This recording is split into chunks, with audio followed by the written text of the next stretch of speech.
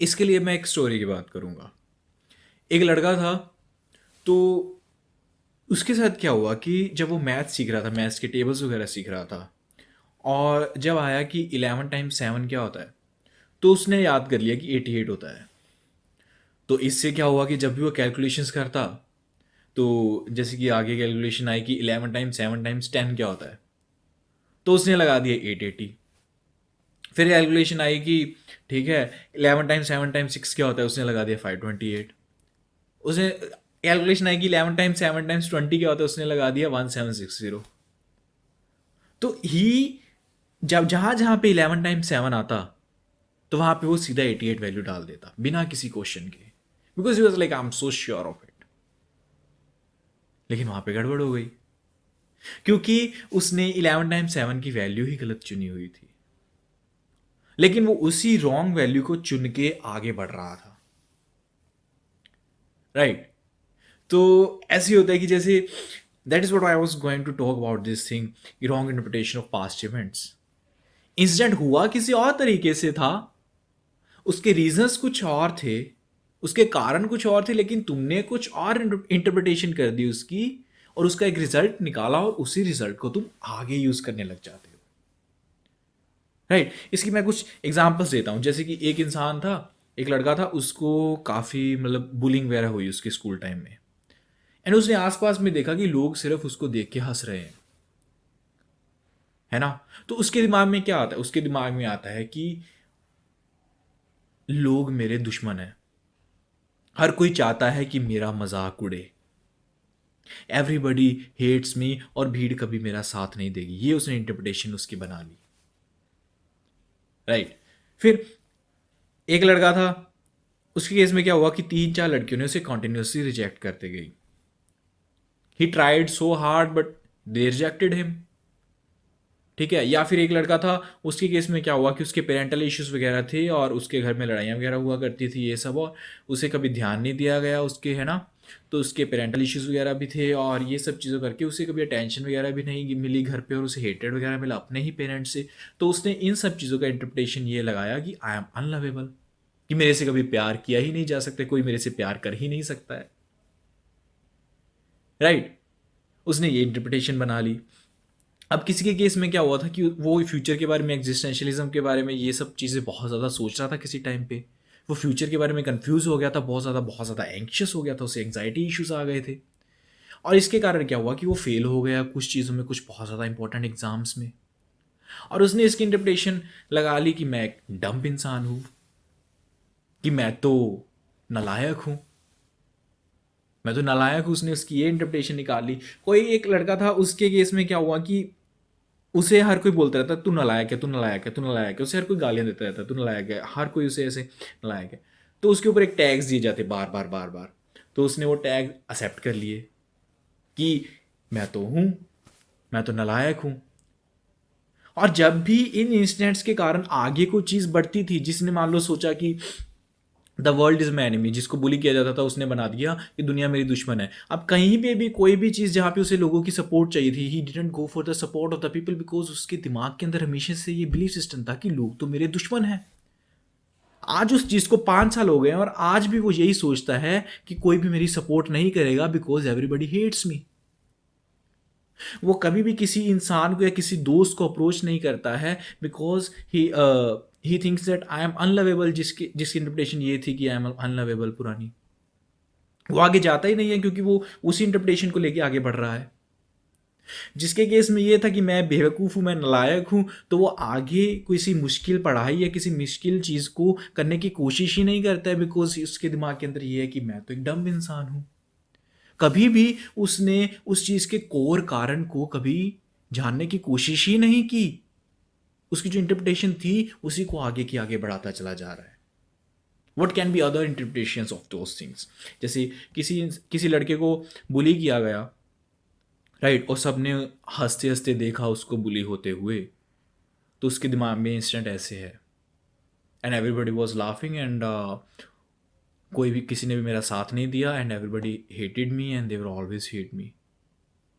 या फिर इसकी ये भी तो इंटरप्रिटेशन हो सकती है कि उस टाइम पे तेरा बोलने करने का तरीका शायद कुछ और था, या फिर इसकी ये इंटरप्रिटेशन हो सकती है कि उस टाइम पे जो तुझे लोग मिले वही सेट ऑफ पीपल जो तू फ्रेंड सर्कल में था वो फ्रेंड सर्कल ही गलत था और सारे लोग ऐसे नहीं होते हैं। या फिर इसका ये हो सकता है कि they were not particularly targeting you, उनके दिमाग में तो ये था ही नहीं कि तुझे टारगेट करना है, वो तो बस तेरी जगह कोई और होता उन्हें भी उनका यही रिएक्शन होना था। और जैसे वो इंसिडेंट हो जाता था उसके 2 मिनट बाद भी वो इस चीज़ के बारे में नहीं सोचते थे, उन्हें पता ही नहीं, उन्हें आज याद ही नहीं होगा कि उस टाइम पे क्या हुआ था। राइट, उनका कभी वो नज़रिया था ही नहीं कि इससे दुश्मनी करनी है इस पर्टिकुलर इंसान से। They were just doing it in a non personalised way. They were not so serious कि वो क्या कर रहे हैं, उनके दिमाग में इतनी कॉन्शियसनेस नहीं थी कि वो क्या कर रहे हैं। राइट, या फिर अब इसके केस में लगा लेते हैं कि 3-4 लड़कियों ने तुम्हें कॉन्टिन्यूसली रिजेक्ट किया और शायद किसी लड़की ने बहुत ज़्यादा गंदे तरीके से तुम्हें ट्रीट भी किया, तुम्हें गालियाँ भी सुननी पड़ी and you like I am unlovable. इसकी ये भी तो इंटरप्रिटेशन हो सकती है कि शायद उस टाइम पे तुम एक सही प्रॉपर स्टेट में नहीं थे, तुम एक शायद गुड वाइब्स वगैरह नहीं दे सकते थे क्योंकि तुम इंटरनली ही इतने डिस्टर्ब्ड थे। और आज शायद तुम इतने डिस्टर्ब नहीं हो, उस टाइम पे शायद तुम्हें तरीके तौर तरीके नहीं पता थे बातें करने के, आज शायद तुम्हें तरीके आते हैं। राइट, तो उसी इंटरप्रिटेशन को आगे बढ़ाने का फ़ायदा नहीं है।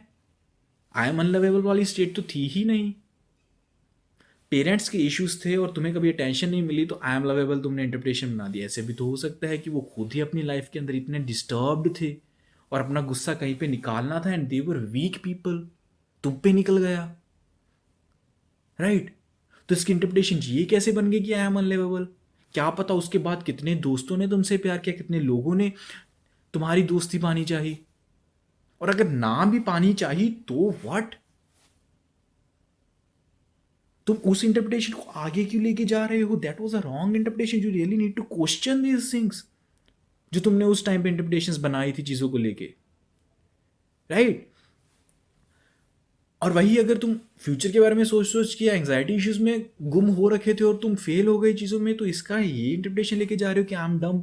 ऐसे भी तो हो सकता है कि अब तुम्हें तुम्हारा माइंड तुम्हारे कंट्रोल में ज़्यादा आ गया है, शायद 100% ना आया हो, I agree to that, but कहीं ना कहीं पे अब आ गया है थोड़ा बहुत। राइट, और ऐसे ही है कि लाइक अब तुम्हें चीज़ें सॉल्व हो रही है ना, तुम चीज़ों को कर पा रहे हो ना। अगर तुम्हें लोगों ने टैग्स दिए थे और तुमने उस टैग को एक्सेप्ट कर लिया, क्या तुमने कभी ये क्वेश्चन किया कि वो लोग कितने बेवकूफ़ थे जो तुम्हें टैग्स दे रहे थे?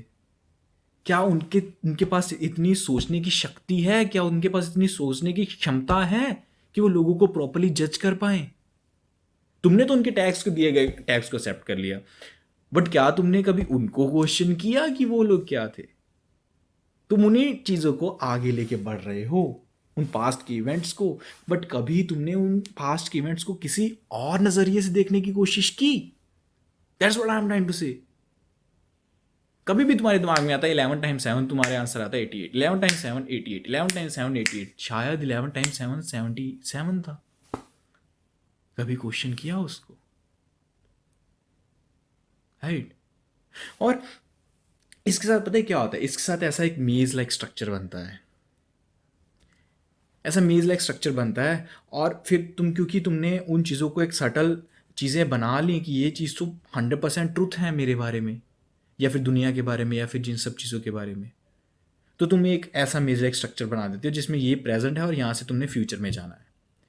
और जितने ज़्यादा तुम सटैलिटीज़, जितने ज़्यादा तुम चीज़ों को 100% मानने लगते हो पास्ट के रॉन्ग इंटरप्रिटेशन के बाद में, तो तुम्हारा स्ट्रक्चर इससे ये बन जाता है, इस मेज स्ट्रक्चर से फिर ये स्ट्रक्चर बन जाता है, और इससे ये इतना ज़्यादा तुम्हारा कॉम्प्लेक्स मेज बन जाता है प्रेजेंट से लेके फ्यूचर में कि तुम्हारे लिए फ्यूचर को इमेजिन करना है, चीज़ों को पाना ही एक आइडिया ही इतना ज़्यादा खतरनाक लगने लगता है। तुम यहाँ पे ये चीज़ क्वेश्चन करनी भूल जाते हो कि ये दीवारें जो हैं यहाँ पे, ये सब तो मैंने ही खड़ी की थी। ये जो दीवारें हैं शायद ये एग्जिस्ट करती ही नहीं है, शायद इतना ज़्यादा गोल गोल गोल गोल घुमा के मुझे फ्यूचर की तरफ जाने की बजाय I can just cross these walls, मैं दीवारों को तोड़ सकता हूं। तुम्हारे तो कभी दिमाग में क्वेश्चन ही नहीं आता है, तुम हमेशा गोल गोल गोल गोल घूम के तुम्हारे दिमाग में ऐसे आता है कि फ्यूचर की तरफ भागना है, तो मेरे बारे में ये सटल चीज़ें हैं, मेरे बारे में ये मैं सेल्फ मतलब मैं अंदर से ये हूँ और मैं ये चीज़ें सह सकता हूँ और दुनिया मेरे बारे में ऐसी है और दुनिया ऐसी, लाइक तुम इतनी ज़्यादा तुमने दीवारें बना दी और तुम्हारे लिए फ्यूचर की तरफ बढ़ना इतना ज़्यादा मुश्किल हो जाता है। अब इससे क्या होता है, ये रहा तुम्हारा मेज़ और ये रहा एक दूसरे बंदे का मेज़ जिसने तुम्हारे वाला काम नहीं किया है, रॉन्ग इंटरप्रिटेशन वाला।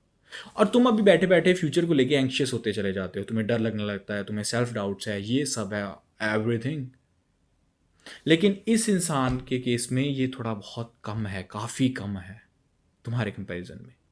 बट हियर्स द ट्विस्ट, लोग जो हैं they have made this thing that life is suffering, life के साथ फाइट करते हैं एक वॉरियर की तरह। तो जब भी तुम मदद वगैरह मांगने के लिए जाते हो, जब भी तुम एक अपनी एंग्जाइटी को प्रदर्शित करते हो बाहर कि तुम्हें फ्यूचर बहुत ज़्यादा खतरनाक लग रहा है, तो लोग बड़े बड़े मेगाफोन्स में ऊंची ऊंची बोल रहे हैं कि लाइफ इज सफरिंग, वॉरियर की तरह लाइफ को जीना होता है, लाइफ इज सफरिंग, हम जी रहे हैं, हम ऐसे कर रहे हैं। और तुम बैठे बैठे अपने बंद कमरे के अंदर, जो कि पहले ही खुद को रिडिक्यूल कर रहे थे, यू आर लाइक कि these people are really brave, ये लोग कितने स्ट्रांग हैं और मैं कितना, मतलब मेरे से ये सब चीज़ें ही नहीं हो रही हैं, इतनी आसान चीज़ें, लाइक इनके लिए जो आसान है मेरे लिए ये चीज़ें इतनी ज़्यादा मुश्किल हैं।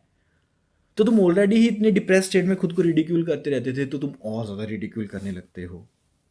पर तुम इस चीज़ को देखना भूल जाते हो कि ये तुम्हारा मेज लाइक स्ट्रक्चर है और ये उसका मेज लाइक स्ट्रक्चर है, और तुमने बिना बात के इतनी सारी दीवारें खड़ी की हैं खुद भी, जो दीवारें एग्जिस्ट ही नहीं करती थी। और इसीलिए फ्यूचर को इमेजिन करना या फ्यूचर की तरफ बढ़ना तुम्हारे लिए बहुत ज़्यादा मुश्किल हो जाता है compare to the other person. कभी ये इतनी बड़ी बात नहीं थी कि that person is really brave and all that stuff.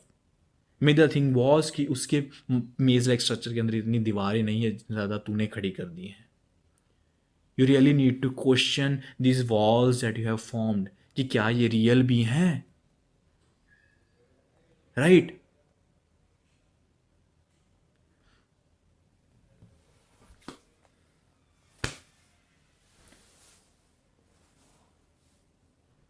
और कुछ चीज़ों को, इनमें से कुछ वॉल्स को क्वेश्चन करना भी वैसे हो जाएगा जैसे मैंने क्रिस्टल सेकंड क्रिस्टल में बात की।